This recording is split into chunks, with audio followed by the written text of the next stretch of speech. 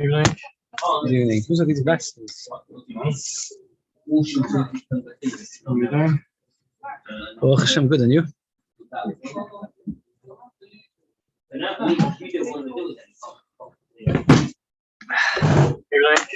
Good evening. Who's these vessels?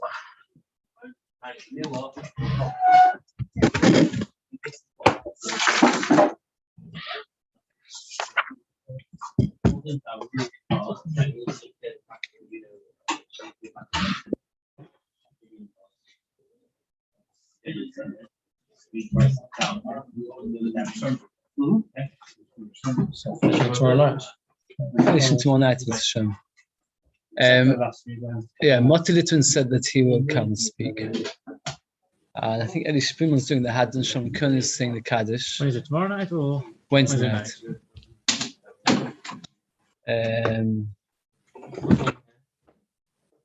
What else is there? Oh, we told everybody in Base Soul to come. What time is it? 7:45. 7:45 is it Mincha or 7? What time is Shkia these days? Is it before? Must be 8 About 9 o'clock. Must be 8. Oh, Shkia. Where's your router? Well, I'm using the basin of it. Oh, very good. I just came from there, my cousin. Yeah. Yona Manu made the engagement tonight. Making an engagement tonight. Something called Bolak. Room lane on, yeah. So which red? Yeah, the real one. Why is that the real one? Because the one It's about 20 yellow man. So why is he more real than others? He's the first I met. Yes, actually. Yeah, there's a lot more.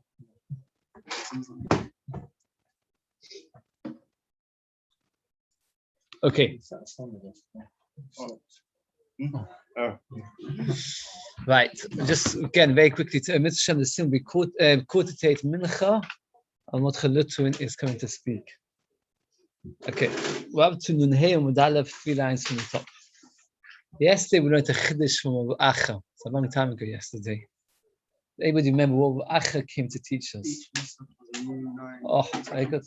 Every Musaf has an extra 9 tkiyos. Now, even harder, how did he prove it? Oh, very good. Oh, the Pasuk says, Yisku b'chatzotzos. They should blow in the chatzotzos. The word Yisku is spare. Because we already know that says it's kat b'chatzotzos. Could have just said B'nai Aaron, b'chatzotzos. Yisku is spare. Not only is there a spare pasuk, but we actually have a brisa. The brisa says, according to the Musafin, that's how much you should blow, which he translated to mean that the more Musafin there is, the more you have to blow. Now the Gemara is going to challenge and disprove it. Basically, 3 lines to the top and here on that. The Tani Rabbi Bar Shmuel Yochel Kishim should take now Shabbos Fnei Atzma, no Shchilish Fnei Atzma, Kach you take now Kol Musaf for Musaf. You might have thought, just like you blow for Shabbos when it's Shabbos.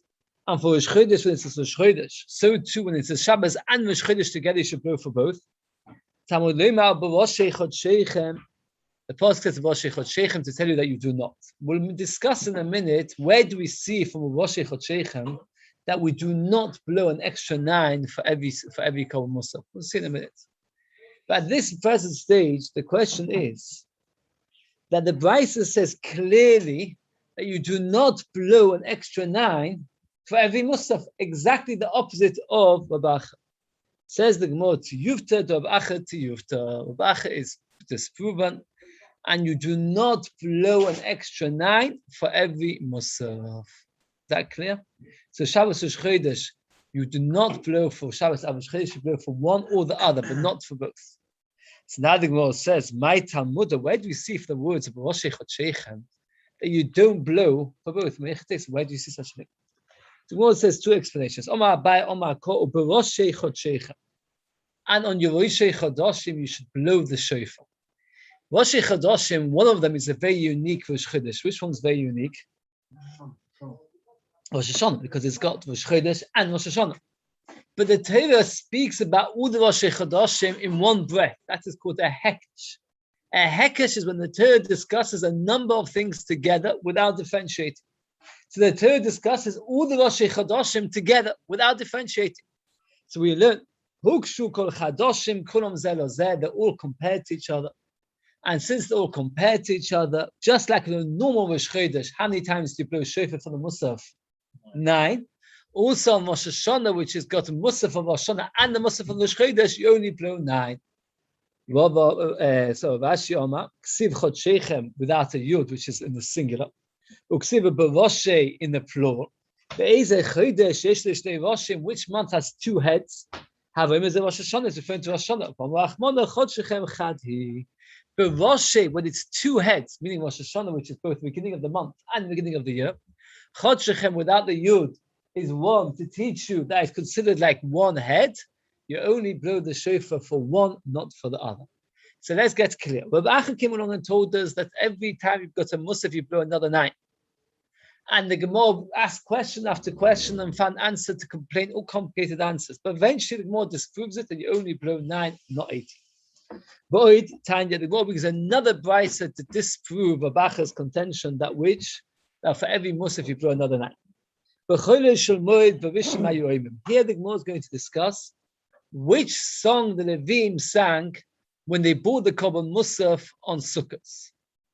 The Rashi goes through each one. What is the message of that Tehillim? So we're going to have to go through this one by one.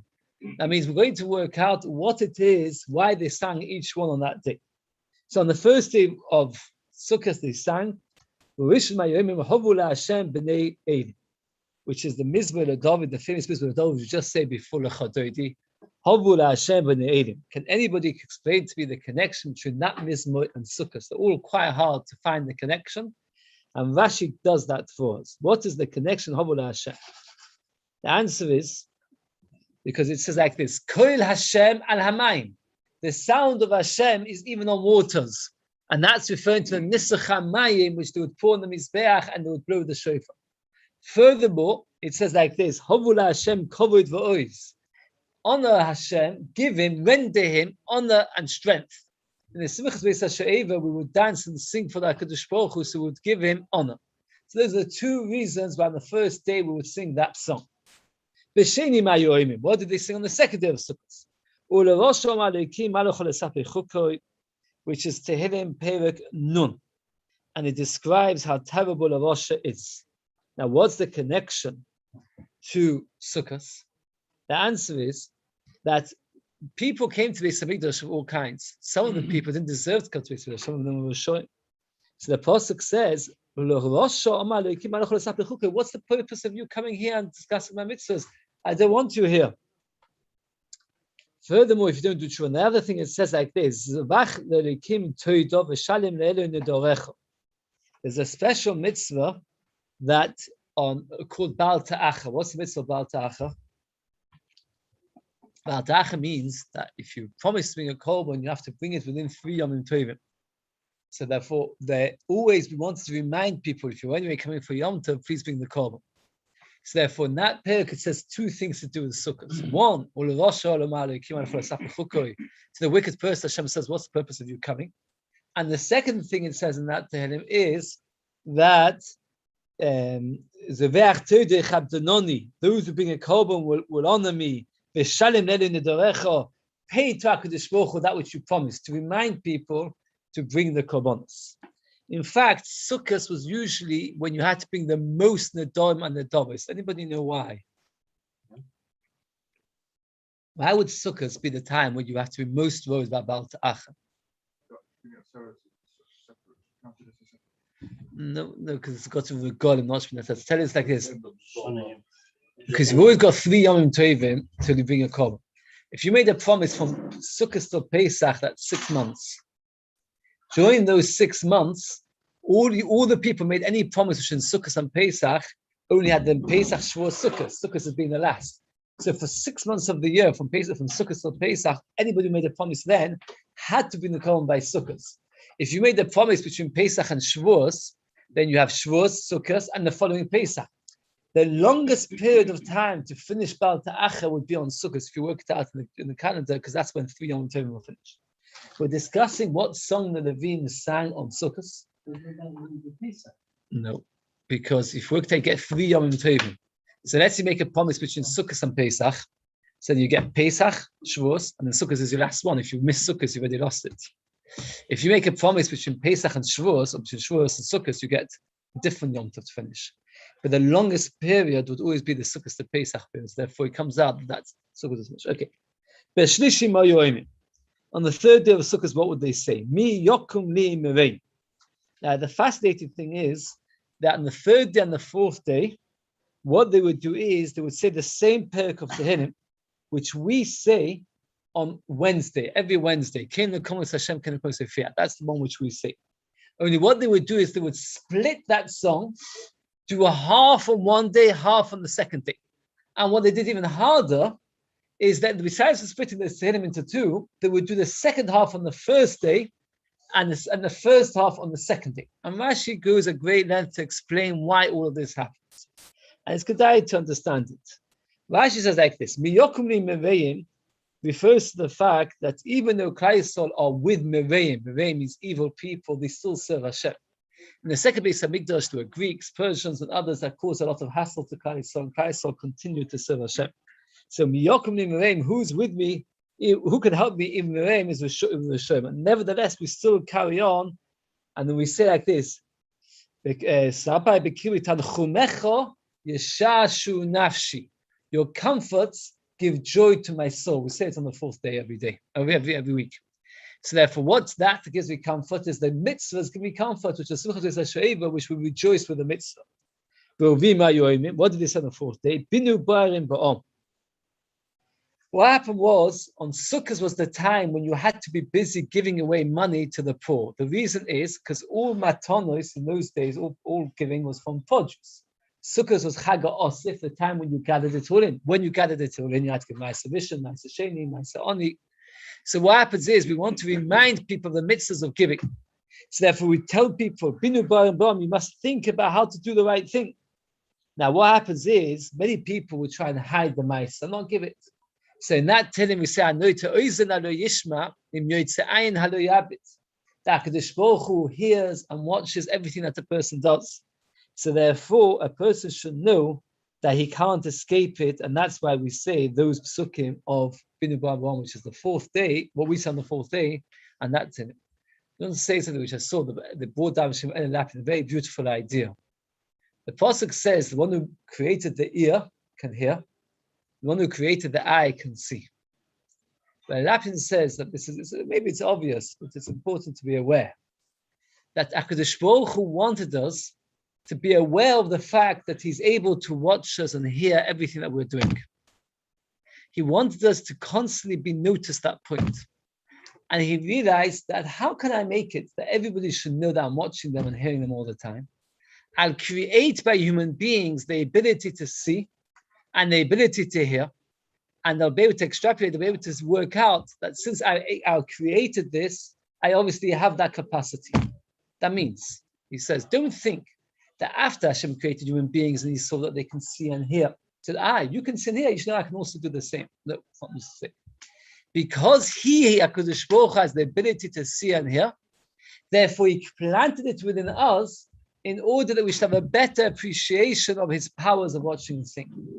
No less than the Chofetz Chaim and Sefer Shem Olam writes, and nowadays HaKadosh Baruch Hu created cameras and recorders. Why? Because in the older days, people had a tremendous emunah that HaKadosh Baruch Hu is recording every word that we say. But nowadays, he says, our emunah has weakened. So HaKadosh Baruch Hu had to create something that we should be able to recognize that capability. Many times I see some YouTube, you see stuff recorded. All right, take a picture. Somebody seeing you doing a picture, it's an interesting thing. So therefore, HaKadosh Baruch Hu created that. And that's why we mention it on Sukkot, that people shouldn't think they can get away with the madness. What did they say on the 5th day of Sukkot? That is the Tehillim, which we say actually on the 5th day of the week. That the pasuk there says that HaKadosh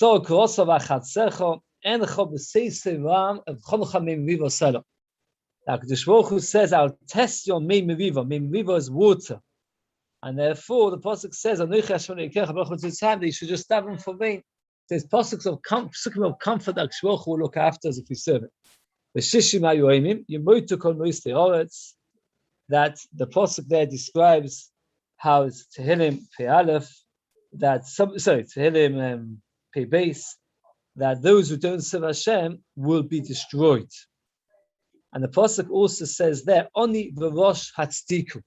Oni v'rosh hatzdiku comes the word to justify. Tzedek tishbot. What's good words for tzedek tishbot? How does it go? Righteousness. Righteousness or justice. So Oni v'rosh hatzdiku, when you have a poor person and there's a rich person, you have to make sure that everything is fair and correct. And that's the message of the Man Sanim, that a person should be aware that when he's got all these things, that he should make sure tzedek v'shachar, make sure it's correct. So the like this, and then the pasuk carries on. They go in darkness. Who walks the most in darkness? Who's the most darkened place? Somebody who dies because he's buried. The one says elsewhere. Once a person is buried, he's constantly in darkness. Now, Mishnah Ova says that Motzei Sukkos, there's always more people dying. Why Motzei Sukkos more people die? Motzei Chag Deva Misraba. Why is Deva Misraba? Because what happens is people don't give man the sanim correctly. When those who don't give man the sanim, the pasuk says Merash V'Shpotim, I'll make your wife Samonis Leichem Yisrael. So therefore, we want to remind people of the chashiv of man the sanim. So we mentioned only Rosh Hatzdiku and if you don't think about it, Chas v'Shalom, a person could end up walking in darkness.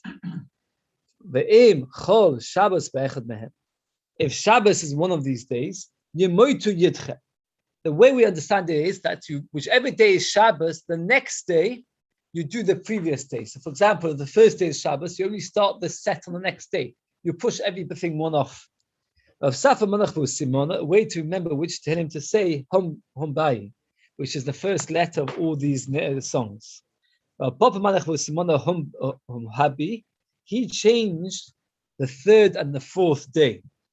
He swapped around that the fourth day is on the third day and the third day is on the fourth day. Rashi explains because he felt that since the fourth day message should be as close as possible to Matnas Hanim, so if we prefer to put that one towards the end of Yom Tov when people are going home to give the Matnas Hanim, rather than put the Matnas Hanim earlier. The Simonech, how will you remember who says which? Ambur de Safi. Ambur de Safi means the gathering of people going to learn. The word Ambur is very similar to the word Humbai, which Safa said. And Safi is the same name as of Safa, that's the way to remember it. But one thing is clear, that the Vaisa tells us each day what they used to sing. And it tells us clearly that if one of them is a Shabbos, we don't sing the one of Sukkot. Is a Vaya that what? What's it a Vaya? Not like a Vacha. What does a Vacha come along and tell us? That if it's two, we do two sets. It says, well, to you, to the Vacha b'chadida to you. Failing more. But Vacha b'chadida koma slita koma. He said the Pasuk and the Vaisa. The Pasuk says, Yisku b'chatzotzis, we explained earlier, the word Yisku is spare. So we dash it from it that according to the amount of Musaf, that's how much you should blow. And it says the Gemara, two answers. On the day when there's more Musafin, we blow for much longer. We have more people blowing. On the day when there's two Musafin, we have more people blowing. So I have two explanations what we do on the day when there's extra Musafin. So in fact, if you want to ask like this, on the day when there's two sets of Musafim, what do we do? According to Acha, we blow 18. According to Ravina, we blow 9 long ones. According to Abundant Dikisari, we blow 9, but we make sure that a lot of people blow, not just a dozen kainim, but many kainim blow. More now discusses what should we do in Shemona Esrei of Musaf of Sukkos, and what should we do in the Kriyas HaTorah of Musaf on Sukkos. What's the problem? The first day Sukkos, we read the first day of the Korbanos, right? How much Korbanos been on the first day? 14 sheep, 13 cows, 2 rams, and 1 he-goat, right? The second day, we go down from 13 cows to 12 cows. Every day you read a different part of the Torah, and in Musaf you mention different Korbanos. The problem is, and Chutz La'aretz, says Rashi, on the first day you say the first day, on the second day, which one do you say? You have to say the first day. Why can't you mention the first and the second? Because there's zilzal in Yom Tov. Because here you are damning a Yom Tov, damning as if it's properly Yom Tov. And now you're going to lane the first day and the second day. People say, oh, so maybe you're not really sure it's Yom Tov. So on the first day and on the second day, Sukkot, we only read the first day of the Kabbalas. But the question is, so what are you going to do on the second day now? On the third day. Third day, Sukkot, what are you going to do? Are you going to do the second day? Then at the end of Sukkot, you're going to be missing one day. If you don't do that, you'll be missing the first days. You've got a problem, the chutzlaws, what should you do regarding the saying the psukim? Everybody knows you have to, what do we do nowadays? What do? We say to you push away the second, you don't say the second day at all. So you do the first day, Sukkot 1, the second day, the first day. The third day, which day do you do? No, according to Abai, you miss out the second, you go straight to the third. You never read the psukim of Hoshana Rabbah. So you just do every day, the first and the second, you do the first, the second, the third, you do the second, the fourth, you do the third, you do the when you move to Yudochi, you push away the last, which is like Rabba, you push away the last. Asking Amema, Benador, the Medagi, the Lugi, that we do both. And that's what we do in Kriyas HaTorah, and that is what we also do in the Chazal, in Shemona. So we say both. So we say the one before, and we say the one of that day. So now, so Rashi brings a whole arichos that what should you do? You've got how many aliyahs do you have on Sukkot every day? Chalvod? 4. Chalvod is always 4. So Rashi says like this: the fourth one, you should read both, right? So therefore, you on the fourth aliyah you read both the second and the third, or the third and the fourth. But the first 3 aliyahs, who cares? He says it makes no difference because it's not the most important. So Rashi like this: the first 2 you do that day. So let's say, for example, it's 4th day of Sukkot. The first 2 you do the Yomi. The third one you do the next day, and the next one you do both. That's how Rashi. That's how Rashi writes. Okay, that's how Rashi. There's different shittas how to do. I said Nisach Ashkenaz is far different than Hogim. How do basic salt do it? Everybody know? Like that. So what do they do?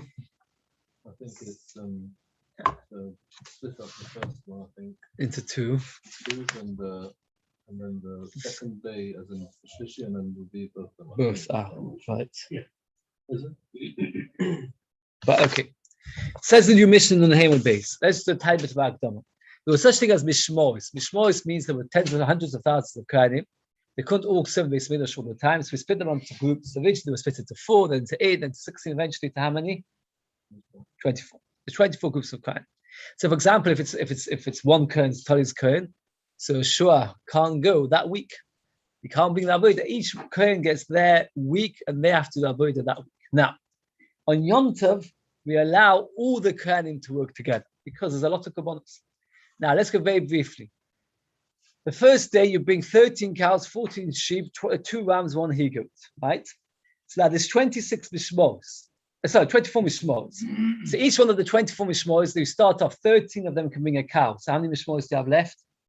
11. Yeah, is it clear? It's a lot of mathematics now. Of the 11, 2 bring a ram, so you've got 9 left. 1 brings a he-goat, you've got 8 left. How many sheep are there left? 14. 8 to 14 means some of them will bring 1 sheep and some will bring 2 sheep. The next day, there's only not 13 cows, there's only 12 cows. So what will happen is 12 will bring a cow, 4 will bring a sheep, so 2 will bring a he-goat, ram, and 1 will bring a he-goat. And then you've got 9 sets of families for 14 sheep. So some will bring 2 and 1 will bring 1, right? That's how it goes. How many cows altogether did they come to? 70. 13, 12, 11, 10, 9, 8, 7 adds up to 70. How many mishmos is 24? Can you divide 70 to 24? Not exact. Now, everybody wants to bring a cow. Now, hopefully you would say they all want to bring a cow because it's a big mitzvah. The Rishonim say, why do they want to bring a cow? Eat the meat. It's It's interesting. They don't talk about the meat. They talk about the skin, the leather. That's how the Rishonim talk about. The leather of a cow is particularly valuable. Most of a lot of it, the musafim were oilos. They weren't allowed to eat it. That's why we don't talk about the meat. They got the skins. So how are you going to divide 17 to 24? What you do is you give everybody 2 chances. That's 48. Then you give 22 people another chance. That's 3. two families, the last two families don't get a chance. Now, on Shmini Atzeres, there's 7 sheep, 1 cow, 1 ram, etc. So now that cow, everybody's desperate. There's a machlokas, do we make a new lottery between the 2 which are left, or between all 24 mishmos? Now, the Mishnah just explains, sorry? Somewhere else when they had, because it was I can't remember where it was. It was Yom Kippur. No, it wasn't there. Was it Yom Kippur? No, and Kippur was not. Kippur is not a social golem, so it didn't have that. We'll come to it. Again, they repeated it, not the 2. Oh, we'll see this. This is our Mishnah. This is our Mishnah. Oh, so Mishnah goes through all the cheshbon of how they did it, a lot of calculations. Let's see if we do it. Yom Tov Rishon Shachak. First day of Sukkot. Hayusham, you'd give a palm with 13 cows. Any Mishnah, 2 rams, or so echot. Nishtai Rishon Midalet Kavasim. There are 14 sheep left for the Shmonim Mishmos for 8 families, because 13, 2, and 1 have already been used up. There's only 8 families left. But Yom Rishon, on the first day, Shishon Akim Shnaim, 6 of the families would bring 2. So that comes to 12. Ba'asha echad echad, the other 2 would bring 1 each. That's how it came out, to be fair. 6 of the Shmos bring 2 sheep, 2 of the Shmos bring 1 sheep, and that's how it come out. B'sheni, on the second day, Chamisha, only 5 families, because there was only 12 cows. Since there's only 12 cows, therefore there's 12 cows, 2 rams, 1 he-goat, there's 15, there's 9 families.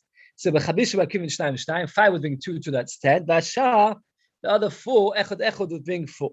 Bashlish on the third day, Avu Makim Shnayim 4 would bring 2, Vasha echad echad. Ravi Shlish Makim Shnayim echad echad. Vasha echad echad. B'chamishi on the 5th day, Shnayim Makim Shnayim Vasha echad echad. Vashishi echad Makim Shnayim Vasha echad echad. Vashvi Kulon Shavin all were equal. That means on the 7th day, let's look at the 7th day. 7th day, there are 7 cows. That's 7 families taking cow. 2 rams, 1 he-goat. That's 10 families altogether. How many families left? 14. How many sheep? 14. So on the 7th day, everybody brought 1 sheep. B'shmini, on the 8th day, Chozul the pious went back to lottery. Whoever bought cows today, can't bring it tomorrow. Why not? Because it's not fair. To go round and round. So our Mishnah, the simple reading of our Mishnah sounds like that on Shmini Atzeres to make a new lottery, an open lottery for whoever brings the cow. Says God, this is maybe the Tanya Par, but with Shmini, the Shpar that came on the 8th day, but Rebbe says, we'll make a whole new lottery, which would come out that some of the 2 families that never bought a cow, as we said, there's 70 cows, 24 mishmos, and 24 times 3 is 72. Means 2 families never bought 3, they only bought 2. Those 2 might not get a chance. They didn't do a lottery between the 2, we did a lottery between all 24. They never did 3 times the cows, so does it. They needed to do a lottery. So you've got no right from our Mishnah, because it could be that there are only 2 families left, but those 2 families had to do a lottery. All of them would do 2 and 3. The last 2 will do 2 and not 3. Name of Rebbe Rabbanon. It's not the Chachamim. Why is it not the Chachamim?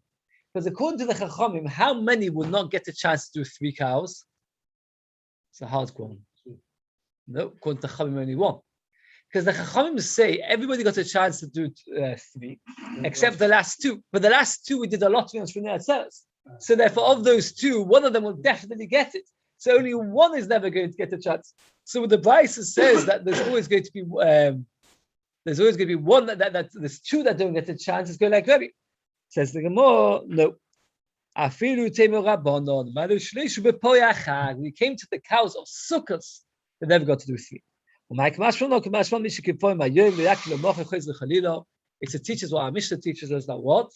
That you don't get a chance. You can't, if you did cows today, you can't do cows tomorrow. That means over Sukkot would bring 70 cows, connected the 70 nations. And they would go down and down in number. Why would they go down and down in number? To symbolize what? They're all going to die out. There were 14 sheep times 7. How much does that come to? 98. How many klolos were in Parshas Kisova last week? 98. So to nullify, it was 98. Why would they have only 1 cow in Shmini Atzeres? Connected Umo Yechido, connected Kali. So Moshe Melech possible. Dom Shmona Avodah. He said his 7th. Asuli Suda Gedolah. make me a nice meal. When he came to the last day of his Yom Tov, he said to his friend, I want to make a small meal which I can appreciate from you. So Shmini Atzeret is a small meal which Klal Yisrael do, and it's specific for Klal Yisrael. Tzach Shmuel wants to show that he loves Klal Yisrael, so he makes a small meal just for Klal Yisrael. They lost, they destroyed, they don't know what they lost. That means they're going to not realize what a tragedy it is for them that Beis Hamikdash has been lost. Because if they would realize those cows protected them, and now that they don't have these cows, they don't have protection. Okay. 3 times a year, that means even though we said that every family gets 1 week and another family gets another week, but when it comes to 3 Yomim Tovim, it was all equal. Or they would divide out lechem hapanim. That means when you would have Shabbos on Succa or Pesach or Shavuos, you would divide out the lechem hapanim to all the kohanim. How many lechem hapanim were there? 12 loaves. You give 12 loaves to all the thousands of kohanim. But Atzeres, when it came to Shavuos, the halacha is, comes out the whole Gemara. There's almost a whole Amud of Gemara in Zvachim that you're not allowed to. Menachos it is. I'm sorry, that you're not allowed to say tit for tat, meaning like this. Let's say, for example, in the Beis Hamikdash, they're distributing shlomim and toidah. So I say to you, look, I could get this piece of shlomim, this piece of toidah. Let me take a double piece of shlomim and no toidah, and you'll get double piece of toidah and no shlomim. You're not allowed to do that. It's a special drasha. You're not allowed to do that for any of the kabbalas. Not from mincha to an oila or to shlomim, not from shlomim to a toidah. None of the kabbalas are allowed to do that.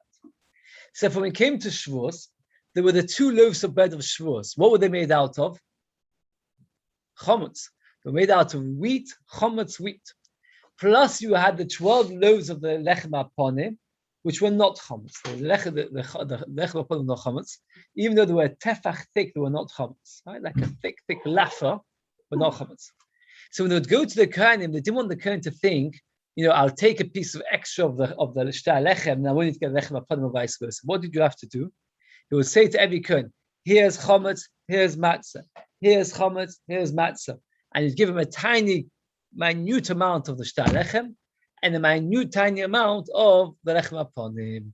And he would say, he would express this point that you're getting a bit of each, that they should realize we're not doing one for the other. Mishmash is badu kavua who makriv, the one that it was his week, who makriv to midin the dom and the dov is a shakbon is a civil makriv sakoy. That means even though on Pesach, Shavuos, and Sukkot, everybody is allowed to join in, but that's only for the korbanos that come because of Yom Tov. The korbanos that come because of the regular day, like the korban tamid and the dom and dovos, those korbanos, the mishmor that was their turn, they would have the first vote. Okay? This is how the halachas went. I know, I was wondering about that. Because there's a lot more Yidden around, there's been a lot more Nadam and Nadavis. It would be unfair. I don't know the answer to that. To hear this Tanya, it's a strong Tanya, I was wondering about that. Because they would only get to share in the common of the Yom Tov, not Nadam and Nadavis.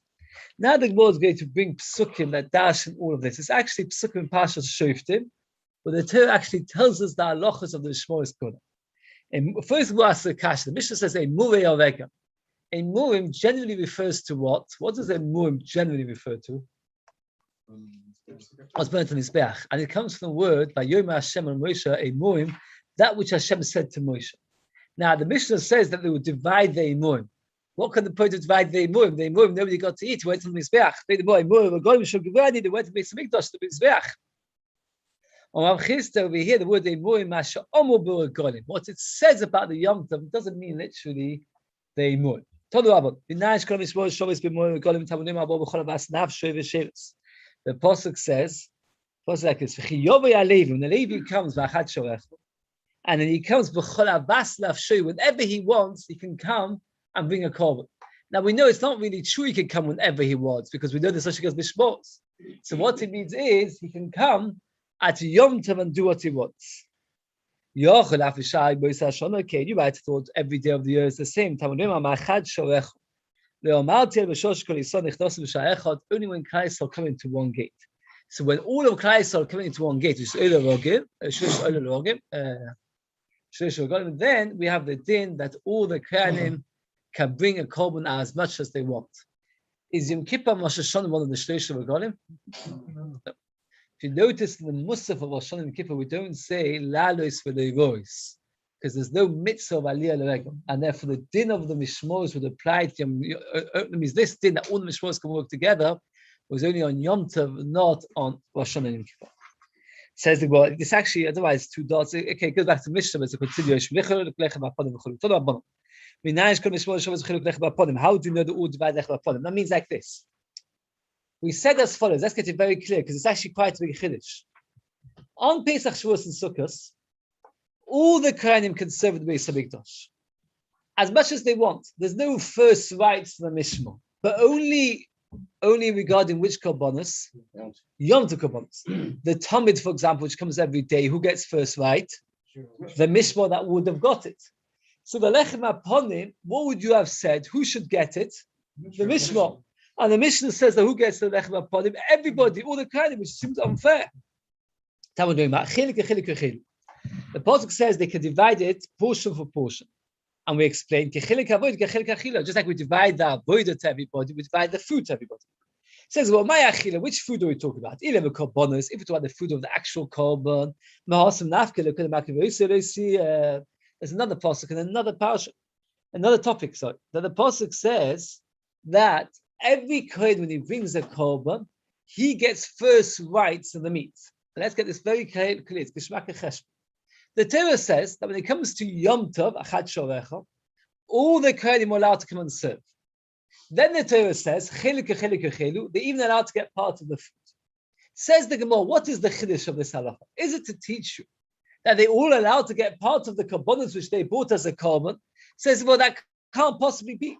Since the Torah already told us they're entitled to serve in the Beis Hamikdash, of course they're entitled to eat, because the Torah says the one who serves gets to eat.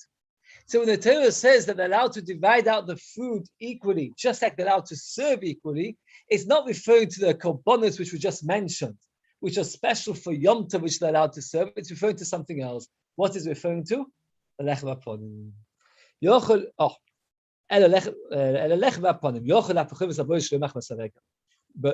might have thought all korbanos you can divide it equally.